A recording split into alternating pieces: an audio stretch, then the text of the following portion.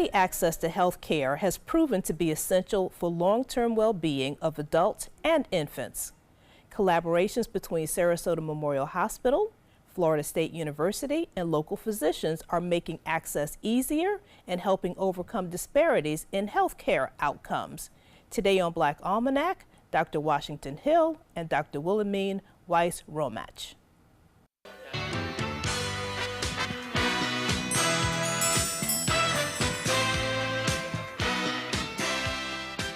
Welcome to Black Almanac. Thank you so much, Dr. James and Dr. Weiss-Romach, for joining us today to let us know what's happening at that special place on Martin Luther King Boulevard in Sarasota. We pass by the facility all the time, Sarasota Memorial Hospital site there right in the Newtown neighborhood. What is going on inside those doors these days? Well, thank you for the opportunity of having us share with you a little bit about our experience there. Housed there is the Sarasota Memorial Internal Medicine Practice at Newtown, which is sponsored with Florida State University Internal Medicine Residency Program. And so the Jean and Alfred Goldstein Center, which is the name of the facility, opened in July of 2017. So there we are seeing adult patients, so the only condition is that they have to be 18 years or older. And we manage all of their healthcare conditions. Dr. James is one of our resident physicians who is at our practice as well. And she is a member of the inaugural group of residents. So there's 13 per year. And right now we have 26 resident physicians and physician faculty that are providing care Monday through Friday, every day at Newtown. So who can access the facility? Essentially, like Dr. Weiss-Romach said, primarily patients that need primary care. We see everybody within the community that over the age of 18 who a lot of them are uninsured or are chronically ill or have not seen a physician in many years. So we open our services to the general community, especially those who are uninsured and don't have access to care normally. What would you say is your portion of clientele that are uninsured? That's something that we are talking about quite a lot these days, the uninsured population. We have a fair number of patients that are uninsured or underinsured, and though we are very fortunate because we have a financial counselor that helps assess patients' eligibility, and what we have found is at least 200 of our patients have already been able to qualify for additional services by having that. One of the goals of our practice is that we provide a multidisciplinary care. So it's not just the internal medicine physicians. Amongst the staff that's there to help our patients is someone that helps in the realm of helping them get additional assistance. So Dr. James, in terms of the care that is given, what kind of treatment goes on? Can I come up there for anything? We do know that that's not an emergency facility, so people who have emergency conditions should not be coming up to that particular site. Call 911 or go to the hospital right away. But the kinds of treatments that you are engaged in oftentimes, hypertension treatment? Yeah, I mean, we primarily see, we see a range of illnesses that affect the community. Certainly hypertension is probably one of our most, our highest numbers. We also see diabetes and high cholesterol, hyperlipidemia. We see patients with infections, infections of the skin and soft tissue. We treat, we start them on medications and then we follow up with them. We also do simple procedures in the office. We can do pap smears, gynecological exams. We do drainages of abscesses, and we can do a number of things. We sometimes do steroid injections to the joints. So it's a range of medical services that we provide. And just to kind of give a general overview, we basically do everything your primary care provider would do for you, and sometimes we do even more because, like Dr. Weiss said, we do have a financial aid person there, we do have legal aid, we do have a diabetic educator there who can give patients a little bit more insight, and we have a nutritionist, nutrition classes as well. So we give a wide range of services to our patients. Among the other things is we have a pharmacist on site. We don't dispense medications, but the pharmacist does such terrific work, and it's through Sarasota Memorial Pharmacy program that they have as well, in terms of providing patient education, advising patients of interactions, teaching patients how to give themselves insulin, because many times it's not here's your prescription, but it's how do I do this? And so having a multidisciplinary team there has been just wonderful in terms of being able to truly address all of the concerns that our patients have. So a patient could expect to have access to information that one would get from a pharmacist, from a physician. Right. Who else might be part of that team that one might see? So another big part, another affiliation that we have is called Good Samaritan Pharmacy, and what they do is for our patients that are underinsured or uninsured, they're able to provide financial assistance for medication. So they're actually able to get them their prescriptions. And so far, they've already provided close to $500,000 in terms of prescription aid to our patient population, which is huge, obviously. The other piece is, as Dr. Eccles James was saying, is we also have a nutrition class. So if you have your patient with diabetes, they can go to the nutrition class and actually learn how to prepare their foods. We have there's also a wide range of nursing services that are there as well, and they do a lot of the communications and interactions with our patients as well. We do check INR levels for people taking Coumadin, and we also have a lawyer or legal assistant there who can help sort out eviction issues with patients that perhaps are facing undue stress and financial hardship. So it's a huge range. It's really comprehensive care. That sounds like a lot going on there. There is a lot going on. How many people have you seen from the time you opened? It's been just a little bit over a year now. So we've had 1,000 established patients, and we've had over 3,000 visits. Part of our goal is that this is to develop a continuity relationship. It's not that you go in once and then you don't come back again, because obviously we won't be able to effectively manage their diabetes or their hypertension if they go one time. And so the patients get established and they're coming back for follow-up. And so we've had already over 3,000 patient visits. So for the person who is uninsured, let's say, what might they expect to pay for a regular doctor's visit? So typically what we do is we see the patient, and then our financial assistance person will meet with them and work out and develop, see what are they eligible. What we found is at least 200 of our patients didn't know that they were eligible for further assistance. So maybe now they have Medicaid, or they're able to get disability. And so having that resource there has really been helpful. So the patient comes in, they have to make an appointment, obviously, and be scheduled in. And once they're seen, we'll see them first, and then they will help navigate through those issues, whether it's maybe they need to refer them within our group to the legal aid person that will further help assess if there's other things that are impacting their health that need to be addressed as well. So Dr. James, you were in the inaugural class for the residents. What do you anticipate is going to be your future once you finish? Well, I certainly have a love and a passion for primary care, for being sort of the orchestrator of one's health, and being able to really intervene early on to help prevent the development of certain illnesses that certainly through screening and adequate treatment of things like hypertension and diabetes don't progress. So I think I want to stay within, certainly within internal medicine, and certainly at the forefront of health in primary care. So I'd like to one day maybe open a practice, maybe work in the hospital sometimes, but essentially doing what I'm essentially doing now in the clinic. Excellent. So the facility had some goals and objectives when you opened. How close are you to meeting those objectives that you had for your first year of operation? So we surpassed our initial goal, which was to see close to 1,000 visits, and obviously with more than that. One of the things that we're very fortunate is the director of our practice, the medical director of the site, is Dr. Faranghi, and she's a diabetologist, which has been wonderful in terms of making impact. Not only is she an internal medicine physician, she has added certification in diabetes, and the work that they've been able to do in terms of improving outcomes of our diabetics, for example, which is one of our sickest groups, has been phenomenal. So we're very blessed to have that.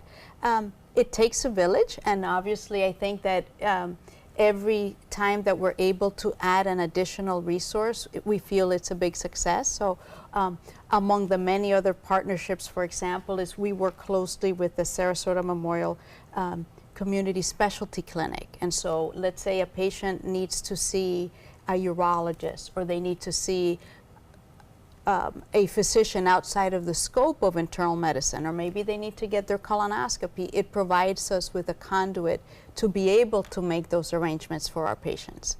And so every time that we're able to create a new partnership that helps deliver and improve the quality of care of our patients, we think it's a success, but it never ends. It's always, you can always strive to do better.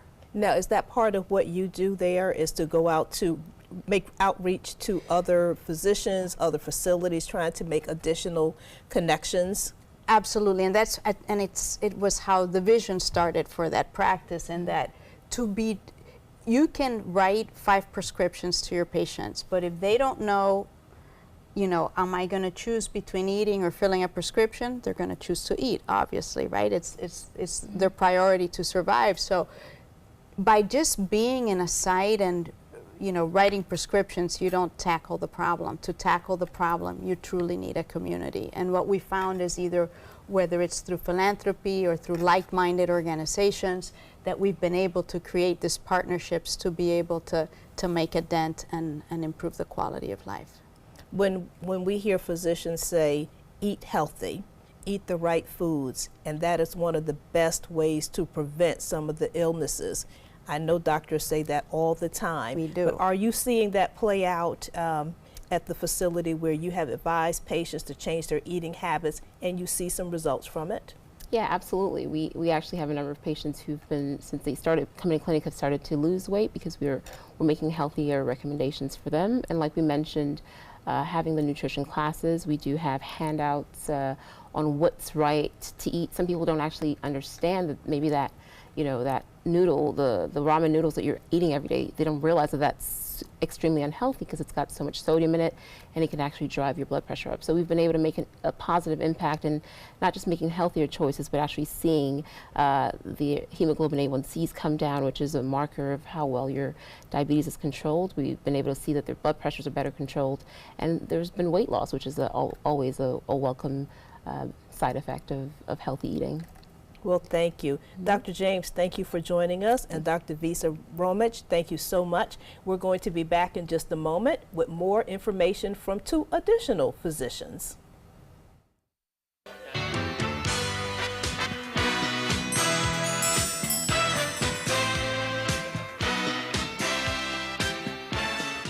Well, welcome back. So in the last segment, we talked about Sarasota Memorial Hospital and the site on Martin Luther King, where you have to be at least 18 years old to get service. Now we're going to flip it around and talk about infant care today. So thank you so much for joining us again, Dr. Hill. My pleasure. And thank you, Nurse O'Connor, for joining us also. We're going to talk a little bit about babies today and caring for your child, particularly when it's an infant, and its sleep habits, to make sure that everybody is safe, the baby is safe, and is cared for well.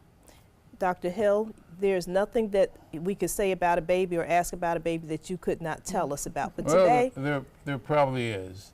And before I go, I do want to thank you for taking over for Dr. James. It's an honor to see you in that chair and to be back on the show. well, thank you. It is an honor for me. I can see him now looking down on us and from that chair. But we're here today to talk about infant mortality. And infant mortality is when a baby dies, usually within the first 30 days of life. And we know now that the rate of infant mortality in African Americans and actually also in Hispanics is higher than it should be. And there are a number of reasons why that is. Some have to do with the mother's health, and some has to do with how we treat the babies after delivery. So let's talk about the mother's health. I have heard people speak of being prepared to even become pregnant. Is that a real thing? It's absolutely a real thing, and for the viewers out there who are thinking about getting pregnant, then they should make sure they are in the best health that they can be, whether it's their weight, whether it's what they're eating, whether it's drug use, which we've talked about before, or their blood pressure. All of these things, it's very important that they are in that stage of their life where their blood pressure is good, their weight is good, they're seeing their doctor, because that will depend on how well they do, and more importantly, how well their baby will do after they're delivered. So preparation to get pregnant is extremely important. And once one does become pregnant, we often hear that the health of the mother is directly tied to what's going to happen with the baby. So often there's a strong connection. A very strong connection. If the mother has, just pick diabetes, and her diabetes is not in good control, and she gets pregnant, she runs the risk of having a baby with abnormalities. We think that if she has diabetes and she's in good control, then the risk of having abnormalities is small. So that's just one example of how she needs to make sure that she's in good health before she gets pregnant. And this will make her pregnancy a whole lot better. So what's happening with African American women and Hispanic women that causes the data to show that there are some disparities in what's happening with infant mortality? That's a good question. And I was thinking about it since we decided we would talk about it. And I think you can think of it as a pie. And think of the pie as representing poor infant outcome. And there are various pieces of that pie that leads to poor infant outcome. The same is true, by the way, for poor maternal outcome. And some of the pieces are what we have here: education of the mother and family about how to take care of that baby afterwards. But before we get to that, it's also important the mother. Mother's a piece of that pie. If her health is poor and she has chronic hypertension, blood pressure is high, and she gets pregnant, then she's going to deliver a baby that's at increased risk for dying. Same thing with diabetes, same thing with obesity. Another piece of the pie we have to admit to is implicit bias or racism. Sometimes that patient may be seen, or that baby may be seen by a mother, and the doctor may not really recognize or understand the social determinants of life, where she lives, how she got to the clinic, why she's late. And then some doctors would say, well, you're late, we can't see you, come back next time. So there are a multitude of reasons why that occurs. Nurse O'Connor, I see that you have brought a baby with you. Yes, I have. Tell us about this baby. May I notice that it's a baby of color, too. Yes. We have babies like this for demonstration in our childbirth education classes. So we recommend for mothers to take advantage of the time when they're pregnant to learn as much about baby care as they can. Once the baby comes along, life changes a lot for the mother. So the more she can take advantage of the time before the baby delivers to learn how to care for the baby, what we're talking about today, safe sleep for the baby. Learning about breastfeeding, for example, is really things that moms can do before the baby is born. So this baby here we have brought as a demonstration of a baby that is swaddled for sleep. This little outfit on them right now is either called a sleep sack or a wearable blanket, and that helps keep the baby safe from blankets coming up around their face during sleep. Now this looks like what we see babies wrapped in At a hospital? At the hospital, yes. But you can have this at home, all this kind of thing at home? Yes, you can. These are available in the stores, and they have the advantage of being the material being attached to the baby's outfit, so it doesn't have a risk of coming off of the baby as a regular swaddle does. The swaddling can be perfect for keeping a baby contained, which is what the baby wants sometimes in this upper area to feel safe and secure. But the wearable blankets are more advantageous because they stay put. At the same time, the baby's hips stay loose in this, which is important too, to keep the babies loose while they're swaddled. So it's just a little outfit. And any brand, of course, we don't recommend any particular brand, but these are called sleep sacks or wearable blankets. So they're a good component for safe sleep, among other things. One of the reasons why infant mortality is high in African Americans is because of SIDS. And SIDS is sudden infant death syndrome. And one of the reasons for SIDS occurring is babies being placed on the wrong position in the crib. And the wrong position is? This is the wrong position to put This a is baby wrong. in face down. What? And Yes. No. Because like in we my were day taught. they said I know. you're supposed to have the baby I know. face down so they I won't can swallow clearly and choke. remember in my day too, the baby being placed this way. And then throughout the country and throughout the years, it's been determined that this increases sudden infant death syndrome. That is something, and I do remember in my day, that's what we worried about, the SIDS. Yes. And that's a terrible event. That Yeah. you go to the crib and you find that the baby is passed away. And this is a way to prevent it. So it's very important for every sleep, naps or sleep overnight, that the baby is put on their back alone in the crib. So that's the other part of safe sleep, is not only for the baby to be on the back for safest sleep, is that the baby doesn't have any fluffy blankets around, there's no soft objects in the Those crib. bumper things that they used to No put? bumpers, right, so those bumpers We're are so taking pretty the around. bumpers out Yes, so no bumpers. and all the baby toys. Yes, yes. So the baby toys are great for when the baby is awake and you're interacting with the baby, but they're not appropriate or safe at all in a baby's crib.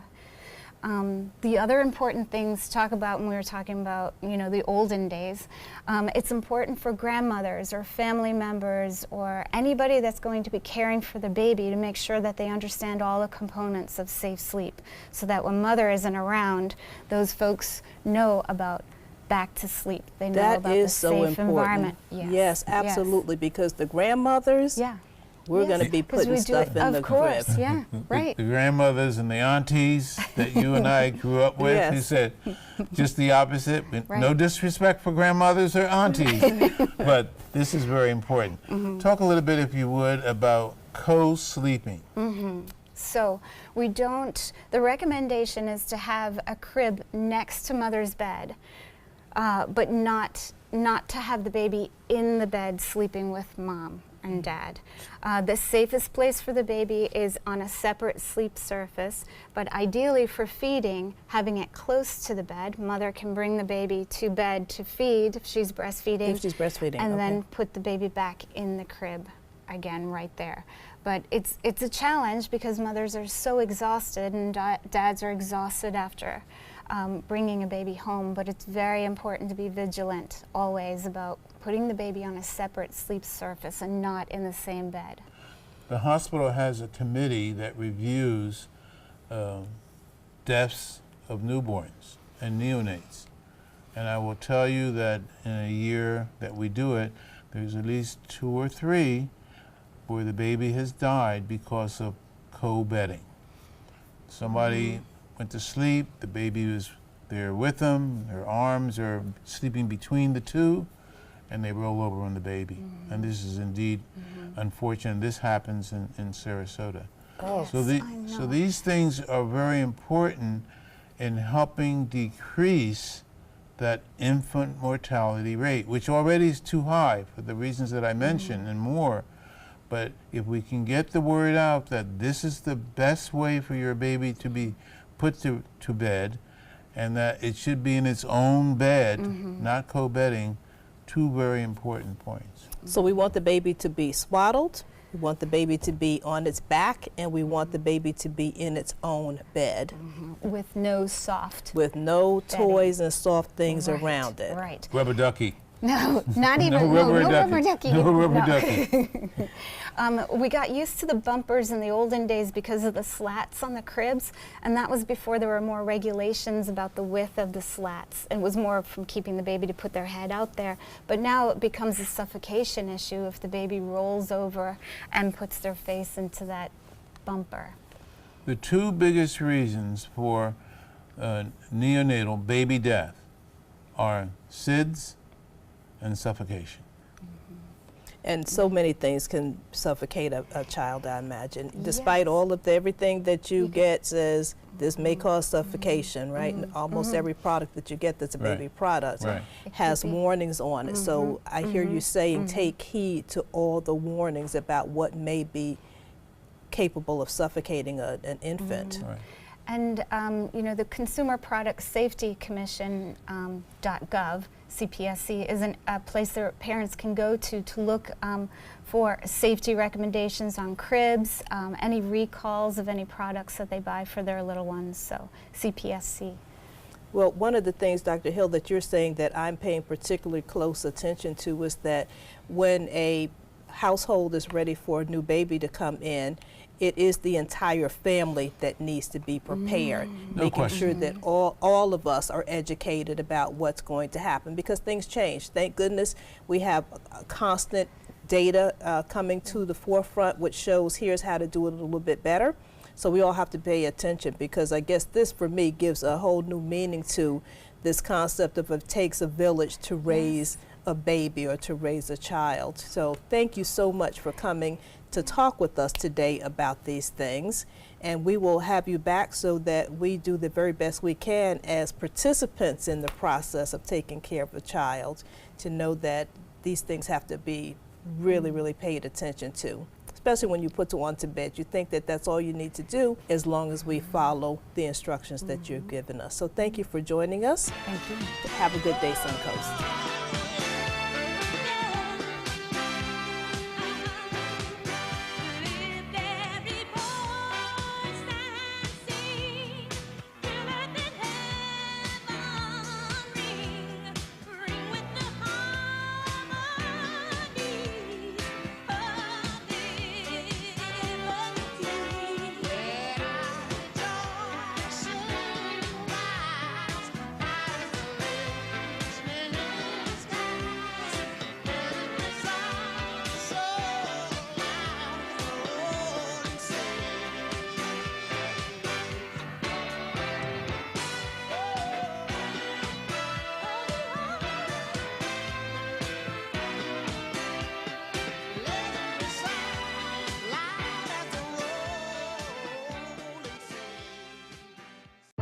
My life motto is keep moving.